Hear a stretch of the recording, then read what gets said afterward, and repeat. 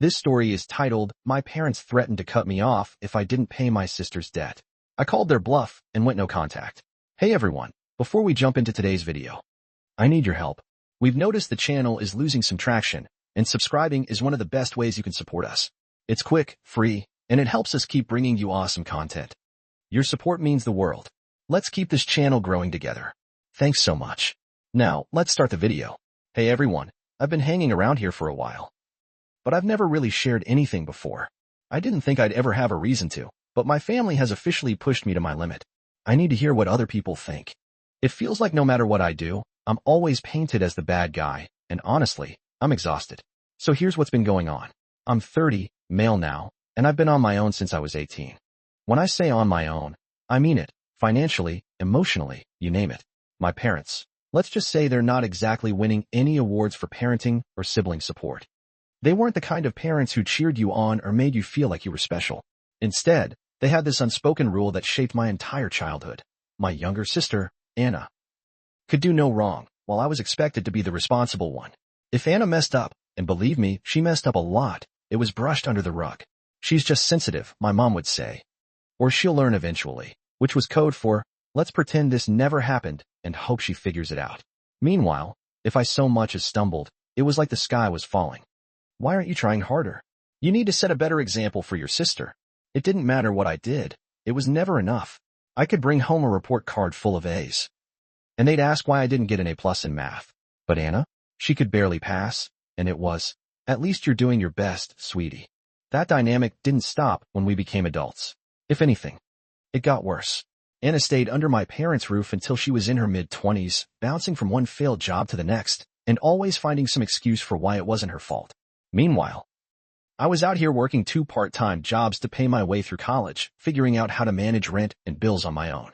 Not once did they offer to help me, not that I expected them to. But it stung watching them bend over backward for Anna while I was left to fend for myself. Anyway, fast forward to 6 months ago, my mom called me. Now, you have to understand. My mom doesn't call just to chat. She doesn't call to check in or say hi. When she calls, it's because she needs something. You know the kind of call I'm talking about. The one that starts with overly sweet small talk, like they're trying to butter you up before dropping the real reason they're calling. That's exactly what happened. She started with, "How's work? Are you still at that company? Have you been eating well?" It was so out of character that I knew something was coming. My mom doesn't care how I'm eating. She doesn't even know what I do for a living beyond something with computers. The whole conversation felt fake, like she was trying too hard to sound casual. Then she hit me with it. Anna's in trouble. I wasn't surprised. Anna always seems to be in trouble, but I wasn't expecting this. Apparently, Anna had racked up $40,000 in debt. And not the kind of debt you can laugh off as youthful stupidity, like student loans or maxed out credit cards. No, she had borrowed from some seriously shady people. And now they were getting serious about wanting their money back. My mom's voice cracked like she was about to cry, which I'm sure she thought would make me cave. She didn't waste any time piling on the guilt. You've done so well for yourself. You've always been the strong one. Anna's not like you. She needs your help. I sat there for a moment, trying to process what she just said. 40 grand? How does someone even manage to rack up the kind of debt? I asked her how it happened, half expecting some ridiculous excuse. And my mom brushed it off. That doesn't matter right now, she said, like I was focusing on the wrong thing. What matters is that she's your sister. Family helps family. That line, family helps family, has been their go-to excuse for years. It's what they said every time they needed me to fix something for Anna, cover for her, or clean up whatever mess she'd made. And every time I'd swallowed my frustration and done what they asked because I didn't want to be the bad guy. But this $40,000? I couldn't do it. Not this time. I told her no, straight up. I said, "I'm sorry, but I can't bail Anna out of a mess she created." And just like that, the tone of the conversation shifted. My mom went from pitiful to pissed in about 2 seconds flat. "You're being selfish," she started to yell. "You're abandoning your family when they need you most." She even threw in, "Do you want her blood on your hands?" As if Anna's poor life choices were somehow my responsibility. At that point, I hung up. I couldn't listen to it anymore. My hands were shaking, and my chest felt tight. But I knew I'd made the right decision. I've worked too hard to let someone else's bad choices drag me down. Still, the guilt started creeping in almost immediately. My family has a way of twisting things to make me feel like the bad guy, and this time was no different. Even though I said no, I can't shake the feeling that maybe I made the wrong call. Standing up to my family felt like the right thing in the moment, But now I'm stuck wondering if I've just made everything worse. What if they're right? What if I'm being selfish? And honestly, I still don't know what's coming next. That call was just the start, and what happened afterward caught me completely off guard. I have a feeling this isn't over. But I'll fill you all in as things unfold. I'll post an update soon. Update 1. Hey guys, so I thought things might cool down for a bit. Maybe she'd stew for a while and then let it go. Turns out I was way off. The drama ramped up hard, and honestly, I wasn't ready for it. It's been a total mess, and I'm still trying to figure out how to deal with it. Let me break it down. So after I hung up on my mom, things went from bad to worse. I knew she wouldn't let it go, but I wasn't prepared for the sheer level of guilt-tripping and harassment that followed. My phone was blowing up constantly. First it was my mom, with texts like, "We raised you better than this," and "You'll regret turning your back on your family." Then my dad jumped in with his 2 cents, even though he's usually the silent type. His messages were short and to the point, like, "You're better than this," or "Do the right thing." But Anna? Oh, Anna went all out. She sent me this long, whiny text about how her life was falling apart and how she didn't deserve to be abandoned. She threw in stuff like, "I've always looked up to you. And now you're just leaving me to suffer. And you're rich. It's not like $40,000 would even make a dent for you." That made me laugh. Rich? Let me tell you. Just because I'm not living paycheck to paycheck doesn't mean I'm swimming in cash. The entitlement in her tone was unbelievable. I didn't reply to any of them. I thought maybe if I ignored it, they'd realize I wasn't going to budge and just let it go. A couple of days later, I got a call from my aunt. She's one of the few family members I actually get along with, so I picked up. She sounded awkward, like she didn't want to be making the call but felt like she had to. She said my mom had been telling everyone in the family that I was refusing to help Anna and that I was letting her sink. According to my mom, Anna's life was in danger. And I was just standing by watching it happen. My aunt didn't believe all of it, but she wanted to hear my side. I explained the whole situation, including the part where Anna got herself into this mess and expected me to magically fix it. My aunt was shocked but supportive.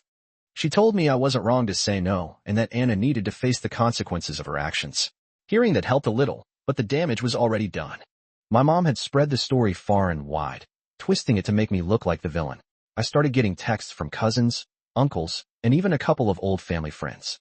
Most of them were vague. Like, "You should really think about what family means," or "You'll regret this one day." Some were outright nasty. One of my cousins called me selfish and said I was acting like I was too good for the family. I ignored them all, but the constant barrage was exhausting. And then things escalated. One afternoon, I got a call from my bank. At first, I thought it was a scam because who actually gets calls from their bank?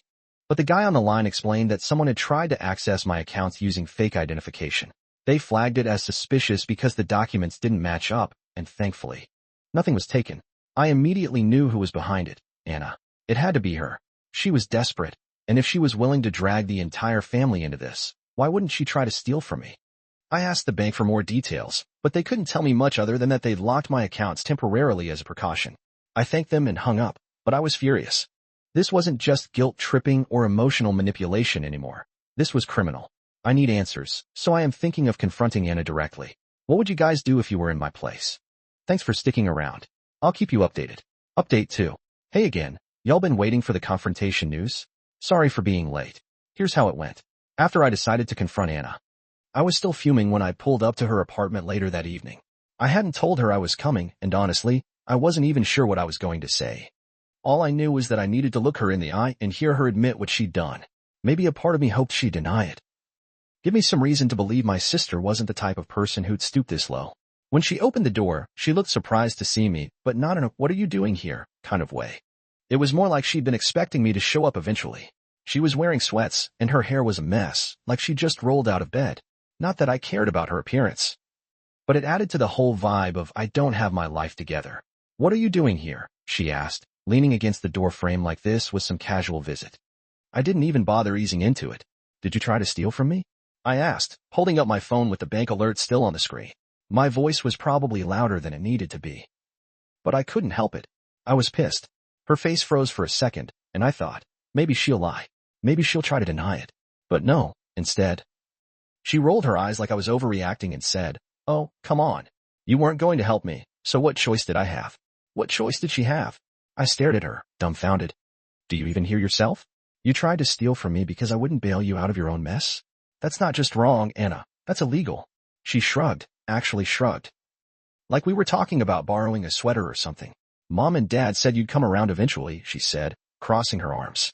They told me to push you harder. That you'd cave if I made it serious enough.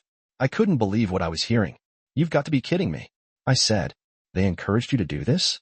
To commit fraud? Do you even realize how insane that sounds? They didn't tell me to commit fraud, she said. They just said you wouldn't let me sink if you thought I was really in trouble. And guess what? I am in trouble. I don't have anyone else to turn to. I was so angry I could barely think straight. You don't have anyone else to turn to because you've burned every bridge you've ever had. I shouted. This isn't just about the money, Anna. It's about the fact that you've never taken responsibility for anything in your life. And now you're dragging me into your mess because you're too selfish to deal with the consequences of your own actions. She didn't even flinch. You're being dramatic, waving me off. It's not like I actually got anything from you. The bank stopped it, didn't they? So what's the big deal? The big deal, I said, is that you tried. The big deal is that you thought you had the right to steal from me just because you're too lazy to clean up your own mess. And the even bigger deal is that Mom and Dad think this is okay. That finally seemed to get under her skin. Her face twisted into this mix of anger and embarrassment, but instead of apologizing, she doubled down. You think you're so much better than me. Don't you? She spat. Just because you've got your fancy job and your stupid house, you think you can sit there and judge me? Well, guess what, big brother? You wouldn't be where you are without Mom and Dad. They sacrificed everything for us, and this is how you repay them. I laughed, but it wasn't a happy laugh. It was the kind of laugh that comes out when you're so frustrated you don't know what else to do. Mom and Dad didn't sacrifice anything for me, I said. I paid rent at 18. I put myself through college. Every sacrifice they made was for you, Anna. They handed you everything on a silver platter while I was left to figure things out on my own. So don't even try to pull the family loyalty card with me. She didn't have a response to that, or maybe she did, but she didn't say it out loud. Instead, she just stood there, glaring at me like I was the bad guy in all of this. I couldn't take it anymore. You know what? I said, stepping back toward the door. I'm done. I'm done with you. I'm done with Mom and Dad. And I'm done with this entire toxic family dynamic. You want to ruin your shitty life? Fine, but you're not taking me down with you. I left before she could say anything else. On the drive home, my hands were gripping the steering wheel so hard that my knuckles were white. I was angry, sure, but more than that, I was hurt, not just by Anna but by my parents too. How could they think this was okay? How could they justify encouraging her to pull something like this? When I got home, I sat down and made a list of all the things I needed to do to protect myself. I called my bank to double-check that my accounts were secure. I changed all my passwords. I even called a lawyer friend to ask what my options were if Anna tried something like this again. He told me I could press charges if I wanted to, but I wasn't ready to go that far yet. That night, I barely slept. I kept replaying the conversation in my head, wondering if I could have handled it differently, but deep down I knew the truth. No matter what I said or did, Anna wouldn't change, and as long as my parents kept enabling her, she'd never have to. After the confrontation with Anna, I thought things couldn't get worse. I mean, how much lower could they sink? Turns out, I underestimated my family's talent for making bad situations even worse. It started about a week later. My parents showed up at my house. No call, no text, just them standing on my porch like they owned the place. I debated not answering the door, but I figured they'd just keep ringing the bell until I caved, so I opened it. My mom didn't even bother with a greeting. She shoved past me like she was entitled to be there, her face red with anger. My dad followed her inside, looking uncomfortable but clearly there to back her up. I closed the door, took a deep breath, and braced myself. This has gone far enough, my mom yelled, spinning around to face me. We need to talk. I crossed my arms. I think we've already said everything that needs to be said. No, we haven't, she said. You need to stop this nonsense and help your sister. She's family. She's your responsibility. I stared at her, absolutely dumbfounded. My responsibility? I got pissed off. Anna is a grown adult who got herself into this mess. I'm not her parent, and I'm certainly not her ATM. My mom's face twisted in frustration. Do you think we like asking you for help? Do you think this is easy for us? This is about family loyalty. You don't just abandon your family when things get tough. I laughed bitterly. You mean the loyalty you showed when you charged me rent at 18? Or when you made me pay for my own college while Anna got everything handed to her? Or how about when you let her screw up over and over again and just expected me to fix it? Yeah, no thanks. My dad finally spoke up, his voice low and serious. Do you think we've had an easy life? Raising 2 kids and trying to give you both the best we could? We sacrificed so much for you. Stop, I said, cutting him off. Just stop. Every sacrifice you made was for Anna. Every time something went wrong, you bent over backward to fix it for her while I had to fend for myself. And you know what? That's fine. I don't need your help, and I never have. But don't stand here and lecture me about loyalty when you've been enabling her bad behavior for years. My mom's face turned bright red, and I could tell she was about to lose it. If you don't help her, you're going to regret it for the rest of your life, she hissed. Do you want her to end up on the streets? Do you want her blood on your hands? And there it was. The same guilt trip she tried to pull during that phone call. I felt my blood boiling. I just didn't understand their logic. I'm not responsible for what happens to Anna, I said. She made her choices. If she ends up on the streets, that's on her, and on you, for never teaching her how to be accountable for her actions. My mom was practically shaking with rage at this point. Fine, she spat. If this is the kind of person you want to be, don't expect us to be there for you when you need us. I laughed, but there was no humor in it. I've never needed you, I said coldly, and after this, I never will. For a moment, the room was dead silent. My dad looked like he wanted to say something, but he didn't. My mom just glared at me, her chest heaving like she was about to explode. Then, without another word, she turned on her heel and stormed out. My dad followed her. But he paused at the door to give me one last look, a mix of disappointment and something else I couldn't quite place, maybe regret. Then he left too. As soon as the door closed behind them, I felt this overwhelming sense of relief. I didn't care about their approval or their guilt trips or their toxic idea of family loyalty. I was done. But of course, they weren't. The next day, I got an email from my mom. It was long and rambling, full of the usual guilt-tripping nonsense. She accused me of being ungrateful and cruel. She said I was abandoning my family in their time of need, and that I'd broken her heart. She even hinted that she and my dad might cut me out of their will. Like that was supposed to scare me into submission. I didn't respond. What was the point? Then Anna started up again. She sent me this dramatic text about how she was losing everything and how it was all my fault. She said she'd had to sell her car, that she was behind on rent, and that she was being harassed by her creditors. Honestly, I didn't feel bad. She dug her own hole. Now she had to deal with it. A few days later, I got a letter in the mail, not from my family, but from a lawyer. My parents were threatening to sue me. The letter claimed I had a moral obligation to support Anna and that I'd irreparably harmed the family by refusing to help. It was laughable. Really, I forwarded the letter to my own lawyer, who assured me it was complete garbage. They didn't have a leg to stand on, and nothing would come of it. But the fact that they even tried that was it for me. I was done. Done with Anna, done with my parents, done with the whole toxic family dynamic. I blocked their numbers, deleted them from social media, and told the few relatives I still spoke to that I wasn't interested in hearing anything about my parents or Anna. Most of them understood, though a couple tried to convince me to find a way to make peace. I shut that down real quick. Peace wasn't possible with people who saw me as nothing more than a safety net for Anna's bad decisions. Here where I am right now, I feel miserable. Do you think it's normal for a family to go this far? Final update.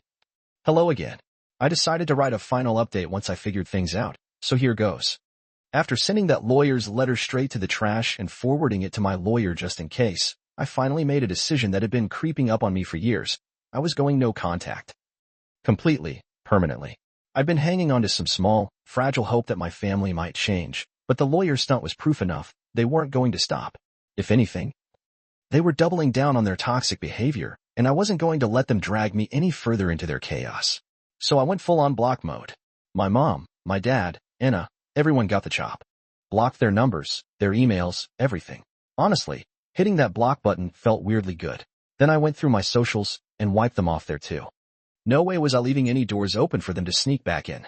I shot a quick text to the few family members I actually liked, mostly cousins, letting them know I was done with the family drama and asking them not to play messenger for anyone.